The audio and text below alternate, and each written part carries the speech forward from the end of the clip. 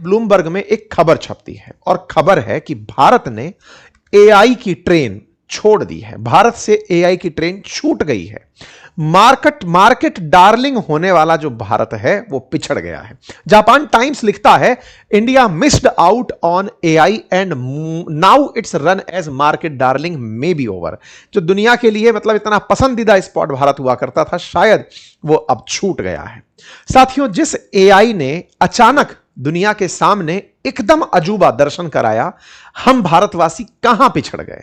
आज दुनिया भर की कंपनी एआई के ऊपर काम कर रही हैं। आपको पता है, हमारा भारतीय बाजार जो लगातार तेजी से गिर रहा है, अचानक गिरते बाजार में सबसे पहला जो कारण आप और हम गिना पाते हैं वो कहते हैं स्ट्रेट ऑफ हॉर्मुज में संकट आया हुआ है। आपको पता है, स्ट्रेट ऑफ हॉर्मुज से निकलते हुए तेल की जरूरत चाइना को भी है, साउथ कोरिया को भी है, जापान को भी है, भारत को भी, सबको है।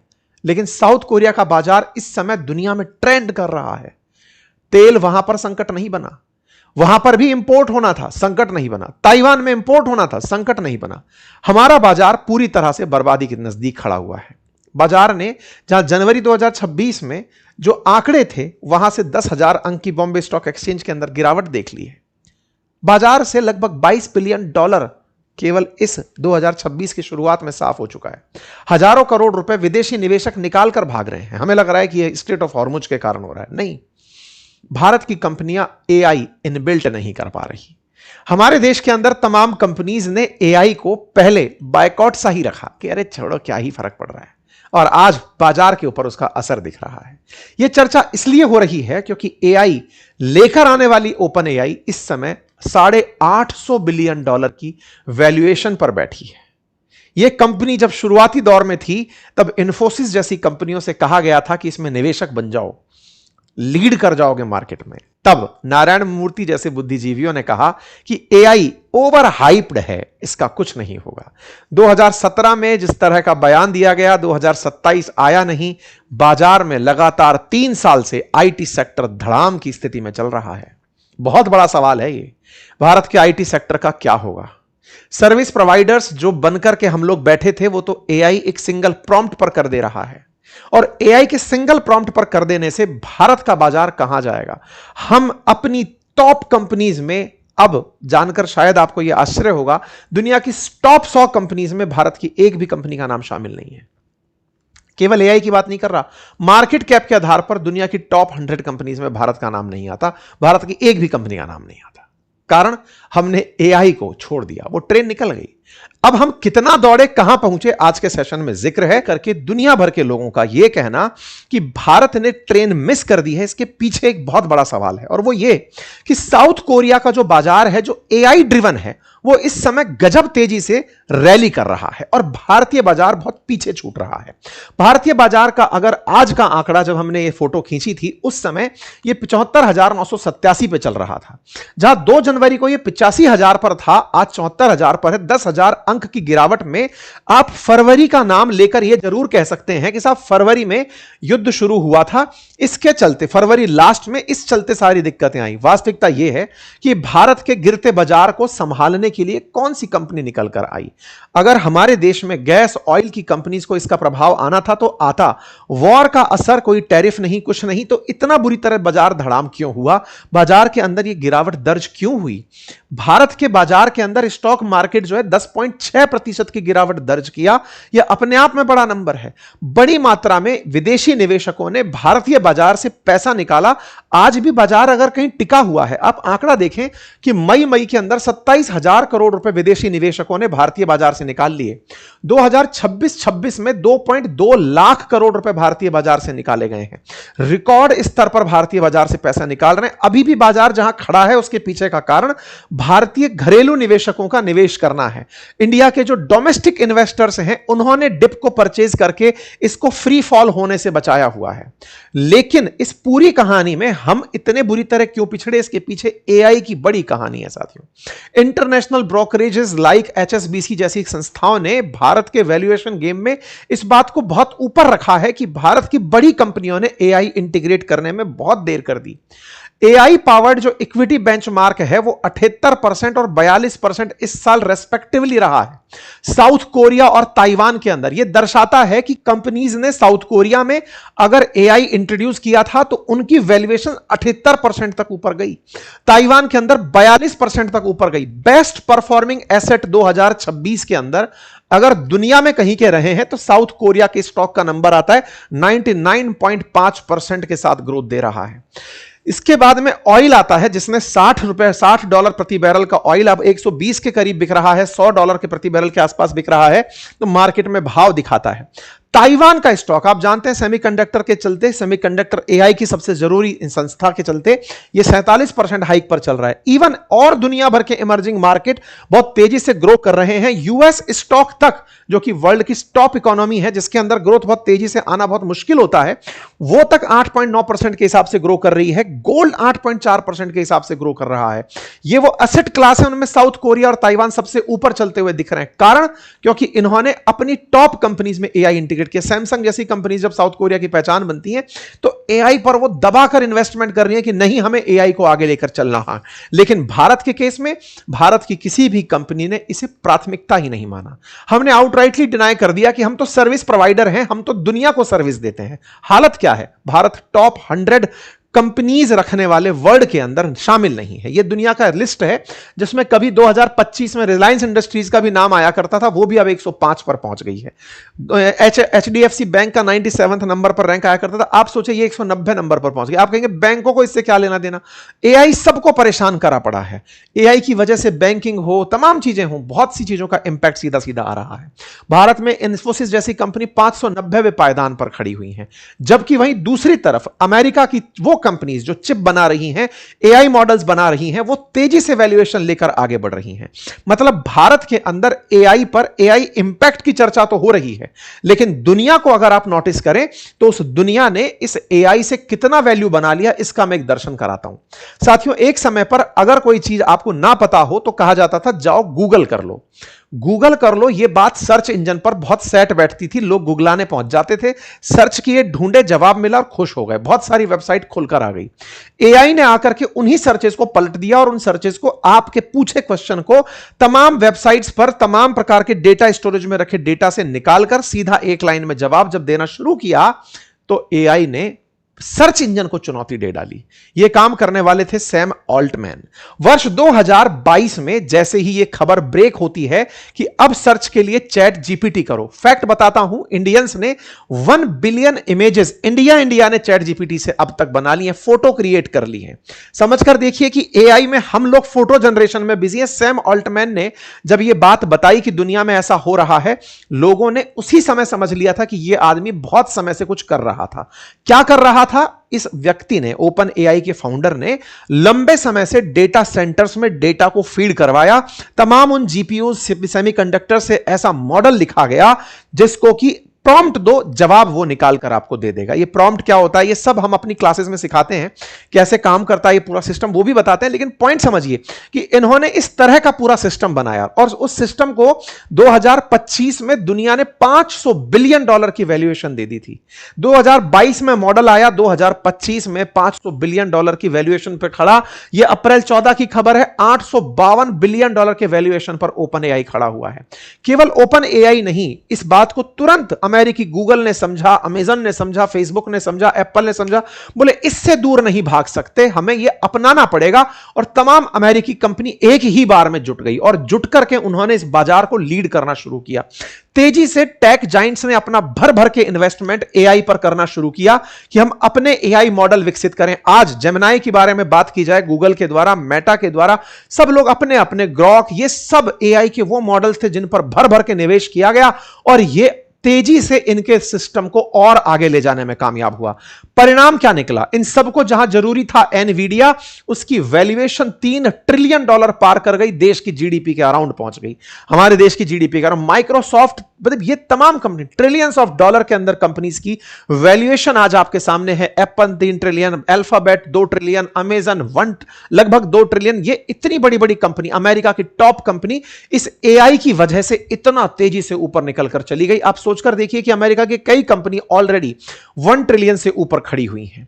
मार्केट वैल्यूएशन के अंदर अगर आप उठाकर देखें तो सबसे ज्यादा वैल्यूएशन अगर किसी की बढ़ी तो वो एनवीडिया थी, क्योंकि इन्होंने लगभग, आप देखिए ना, अभी ये खबर बनी थी 2025 में अक्टूबर में $5 ट्रिलियन की वैल्यूएशन पर एनवीडिया पहुंच गया था, क्योंकि एआई बनाने के लिए जिन चिप्स की जरूरत थी वो ये प्रोवाइड कर रहा था।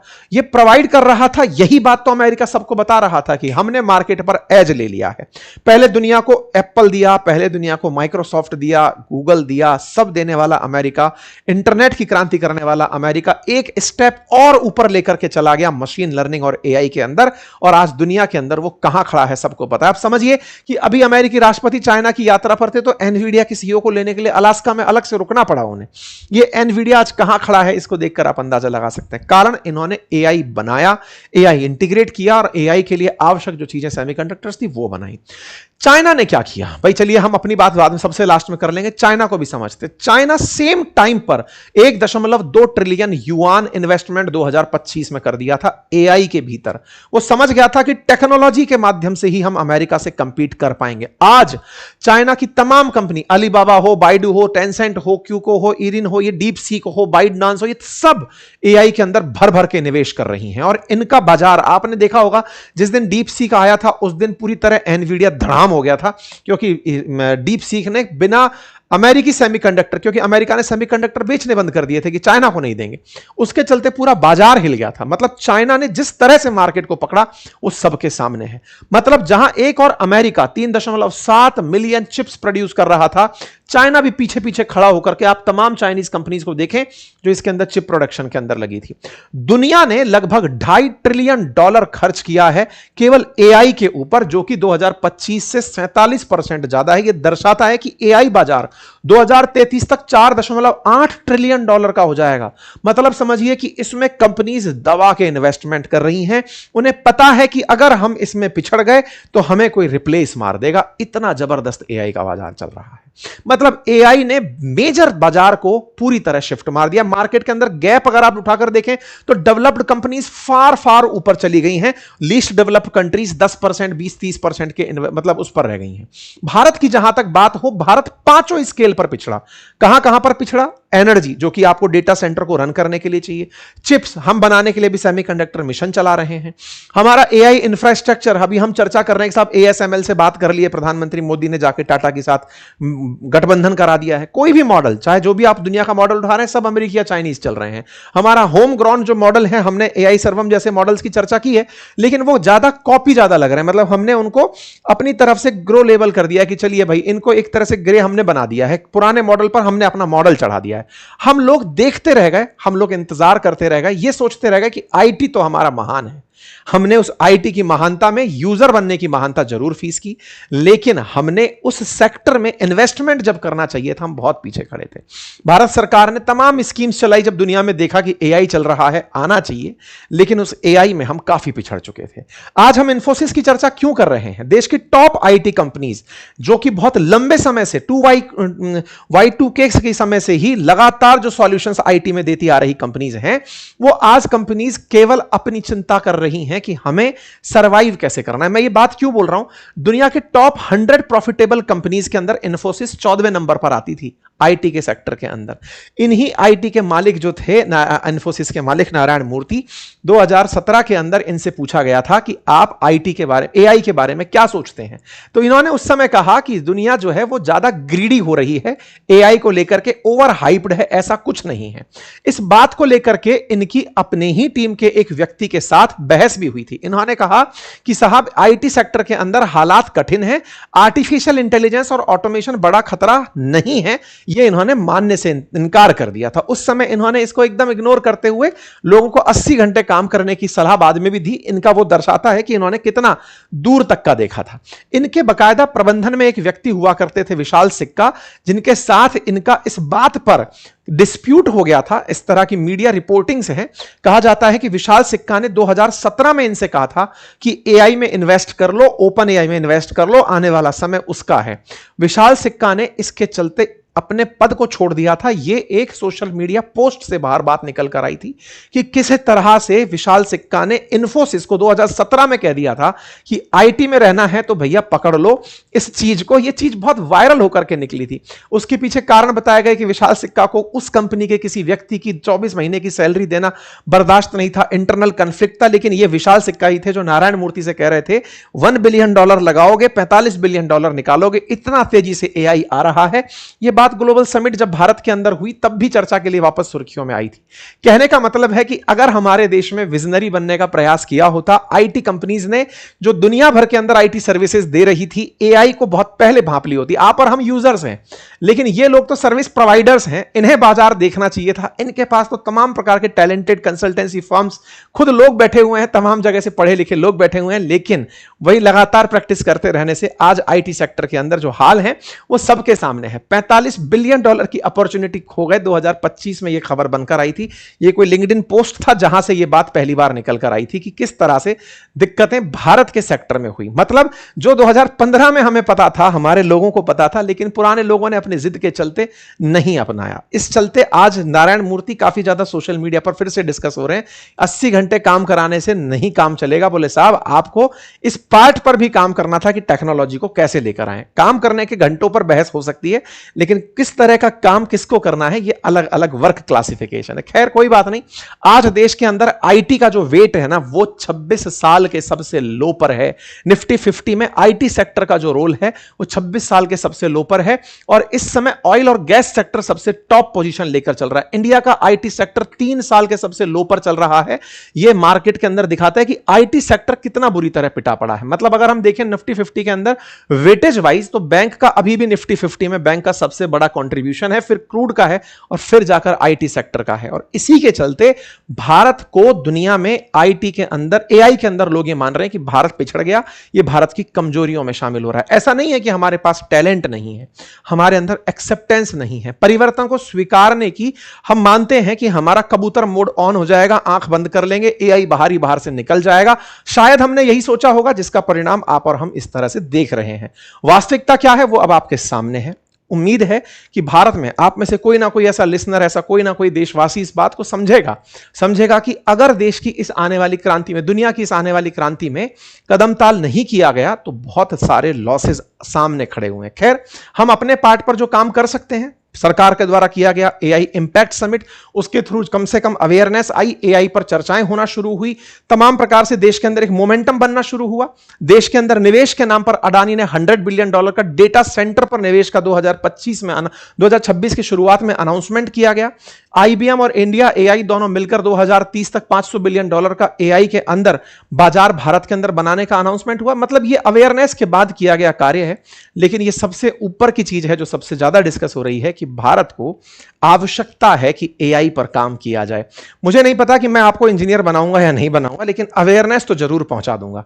अवेयरनेस इस बात की कि असल में एआई कैसे डिफरेंट है, आज के इंटरनेट से क्या कर रहा है।